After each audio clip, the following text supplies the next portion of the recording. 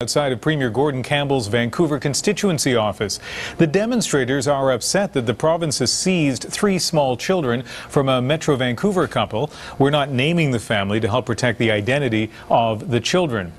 But our Go Public reporter Kathy Tomlinson has been investigating the story and joins us live. Kathy?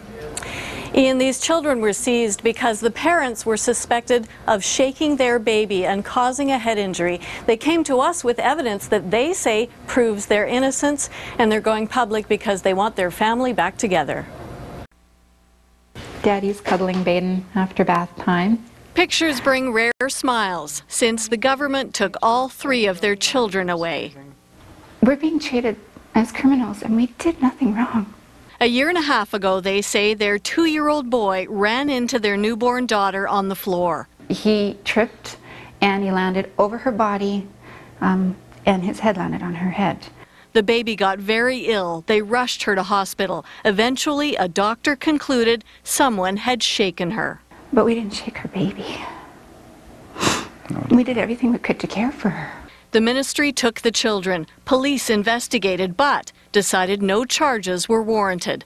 The parents are still trying to prove their innocence to the government. To have people think you're guilty when you treasure your children, that is one of the worst accusations that anybody can say to a parent. To tell us there must be another side to the story, and there's not. They're still trying to get their children out of foster care. They rely on you for safety and security. We've been forced to betray that. We've been forced to walk away when they cry. They've consulted more than a dozen shaken baby experts who agree there is no evidence whatsoever of inflicted injury, no evidence to suggest abuse. Injury from shaking is not supportable. She has absolutely no neck problems whatsoever. And if you shook a baby with any kind of force whatsoever, you're going to damage the neck.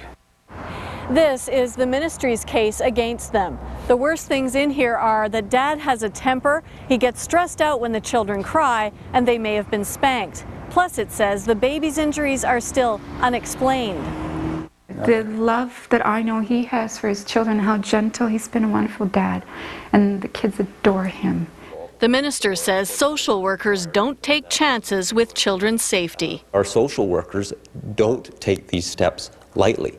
It's why they only intervene where there is a concern about a child's safety. No goodbyes, no explanations. Their finances wiped out, they now work as night janitors, so their days can be free to visit their children. So Kathy, how can this situation be resolved? Well, Ian, this case will eventually be decided in court. Eventually. And that's perhaps the biggest injustice here, no matter what the outcome. The parents have been told that they likely won't get a court date until 2010. That means they won't be able to present their evidence to a judge until 2.5 years after their children were taken. Kathy Tomlinson reporting live tonight.